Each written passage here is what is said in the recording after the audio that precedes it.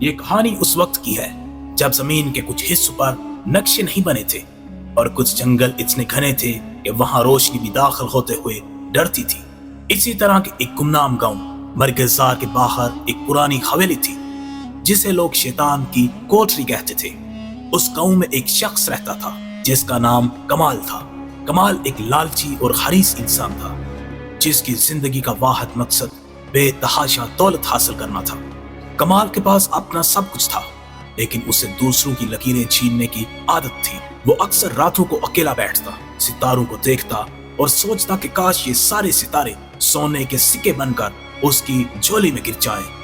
گاؤں والے اس کی نظروں سے ڈرتے تھے کیونکہ جس چیز پر کمال کی نظر پڑتی وہ چیز یا تو تباہ ہو جاتی یا کمال اسے ہتھیانے کی کوئی نہ کوئی چال چل دیتا۔ ایک رات جب کالی گھٹاؤں نے پورے گاؤں کو اپنی لپیٹ میں لے رکھا تھا اور ہواؤں کے شور میں ایسا لگتا تھا جیسے کوئی ہزاروں سال پرانی قبریں رو رہی ہوں، کمال کو خواب میں ایک سایہ نظر آیا۔ اس سائے کی آنکھیں جلتی ہوئی آگ کی طرح تھی اور اس کی آواز کسی ٹوٹتے ہوئے شیشے کی طرح چبھتی تھی۔ اس نے کمال کے کانوں میں سرگوشی کی، اگر تم وہ چاہتے ہو جو آج تک کسی انسان کو نہیں ملا تو اس پرانی حویلی کے تہہ خانے میں آؤ، وہاں تمہارا مقدر ایک سیاہ صندوق میں بند ہے۔ کمال کی آنکھ کھلی تو اس کا پورا جسم پسینے سے شرابور تھا۔ آخر طوفان اپنی پوری طاقت سے تباہی مچا رہا تھا لیکن کمال کے دماغ پر اس سائے کا جادو چل چکا تھا۔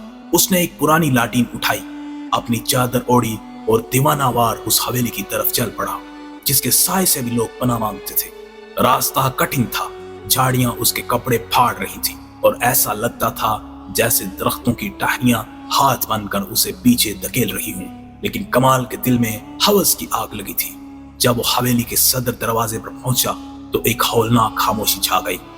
دروازہ خود بخود ایک کراہٹ کے ساتھ کھلا جیسے کسی بھوکے درندے نے اپنا منہ کھولا ہو۔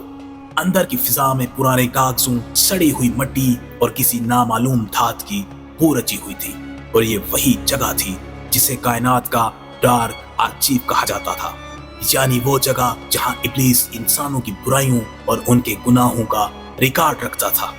کمال جیسے ہی تہہ خانے کی سیڑھیاں اترا، اسے محسوس ہوا کہ دیواریں آپس میں باتیں کر رہی ہیں۔ دیواروں پر لٹکی ہوئی مشالوں سے نیلی آگ نکل رہی تھی۔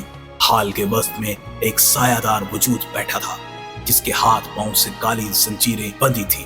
یہ مالک ظلمت تھا، اس آرچیو کا محافظ جن نے اپنی گرجدار آواز میں پوچھا، اے ابن آدم، تم یہاں کیا لینے آئے ہو؟ یہاں تو صرف وہ آتے ہیں جو اپنا سب کچھ کھو چکے ہوتے ہیں۔ کمال نے ہمت جمع کی اور کہا، میں اپنا مقدر لینے آیا ہوں، مجھے وہ سیاہ صندوق چاہیے جس کا ذکر مجھے خواب میں کیا گیا تھا۔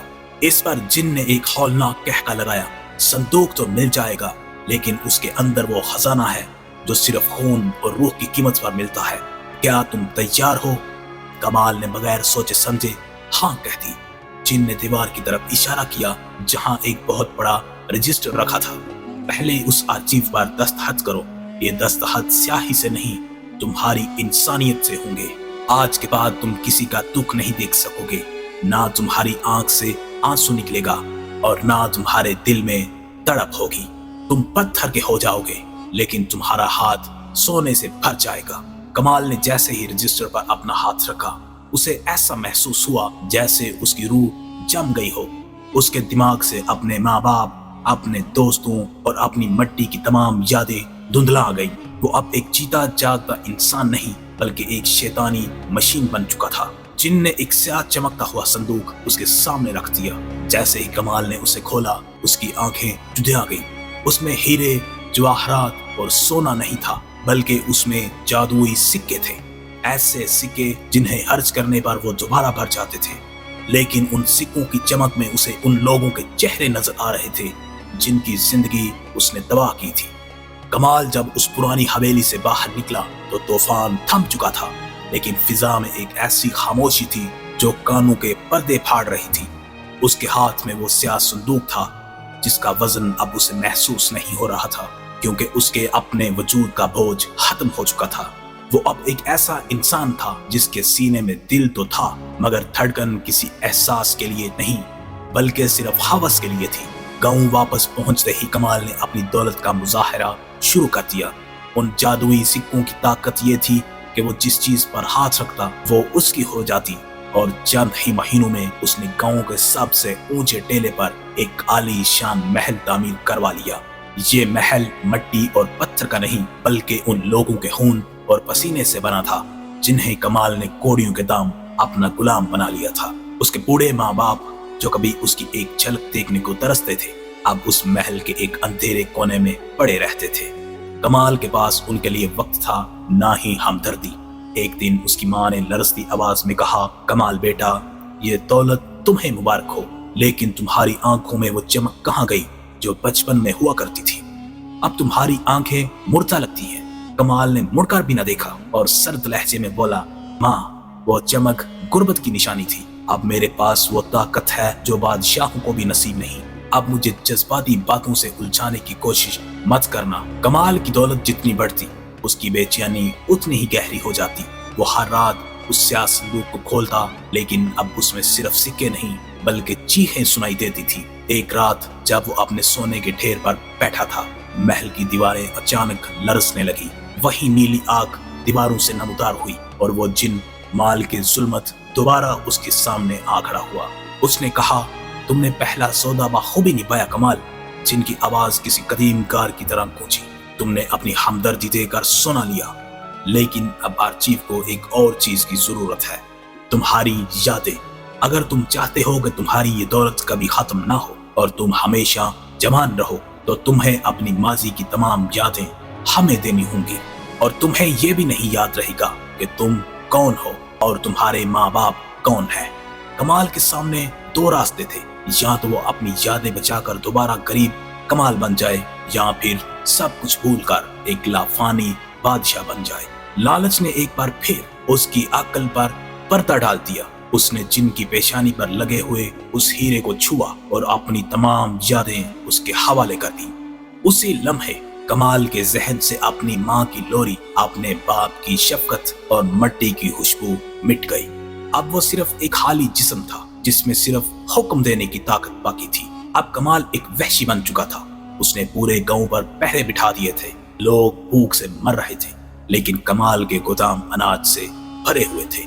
एक दिन गांव का एक बूढ़ा किसान, जिसने कभी कमाल को बचपन में अपने कंधों पर बिठाया था, उसके दरबार में हाजिर हुआ और हाथ जोड़कर बोला, कमाल खान, खुदा के लिए हम पर रहम करो, हमारे बच्चे भूख से निढाल हैं। कमाल ने उसे पहचाने बगैर जिल्लात की तरफ इशारा किया और कहा, जो शख्स मेरी दौलत की तरफ आंख उठाकर देखे उसे उस स्याह संदूक के पास ले जाओ। लोगों को लग रहा था कि संदूक के पास ले जाने का मतलब दौलत देना है, लेकिन हकीकत कुछ और थी। वो स्याह संदूक अब एक ऐसा गड़ा बन चुका था जो इंसानों की रूहें निगल रहा था। कमाल ने एक एक करके अपने तमाम मोहसिनों और रिश्तेदारों को उस संदूक की नजर कर दिया ताकि उसकी अपनी लाफानी जिंदगी बरकरार रहे। कमाल अब अकेला था। उसके महल में हजारों गुलाम थे, लेकिन कोई दोस्त नहीं था। एक रात वो अपने महल की छत पर खड़ा था। जब उसे महसूस हुआ कि जमीन नीचे से सिरक रही है, वो भाग कर तय खाने में गया जहां वो स्याह संदूक रखा था। वहां पहुंचकर उसने देखा कि संदूक से सोना नहीं बल्कि काली मिट्टी निकल रही थी जो आहिस्ता आहिस्ता पूरे हाल में फैल रही थी। वही जिन दोबारा नमूदार हुआ, लेकिन इस बार वो पहले से ज्यादा भयानक था। कमाल, आज सौदे का आखिरी दिन है। जिन ने हंसते हुए कहा, तुमने अपनी हमदर्दी दी, अपनी यादें दी और अपनों का खून भी दिया। अब बारी है तुम्हारी अपनी जान की। ये संदूक दरअसल तुम्हारी कब्र है जिसे तुमने खुद अपने हाथों से भरा है। कमाल चीखा, तुमने धोखा दिया। तुमने कहा था मैं बादशाह बनूंगा। जिन ने जवाब दिया, तुम बादशाह ही तो थे, लेकिन डार्क आर्चीव के बादशाह। यहाँ हर गुनाह का एक सफा होता है और तुम्हारी जिंदगी का सफा अब मुकम्मल हो चुका है। तुम्हारा नाम तारीख से मिट जाएगा और तुम्हारी रूह इस संदूक में कैद होकर सदियों तक अपनी पहचान ढूंढेगी।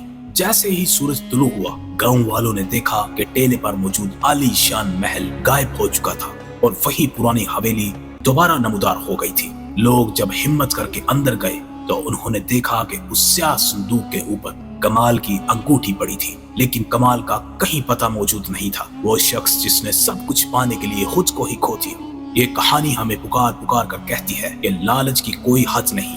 अगर इंसान अपने नफ्स को लगाम ना दे تو وہ اسے جہنم کے دروازے تک لے جاتا ہے۔ دولت آتی جاتی ہے، لیکن جو رشتہ اور محبت ہم کھو دیتے ہیں وہ دوبارہ کبھی حاصل نہیں ہو سکتی۔ حقیقی بادشاہ وہ نہیں جس کے پاس سونا ہو، بلکہ وہ ہے جس کے پاس ایک مطمئن اور صاف ضمیر ہو۔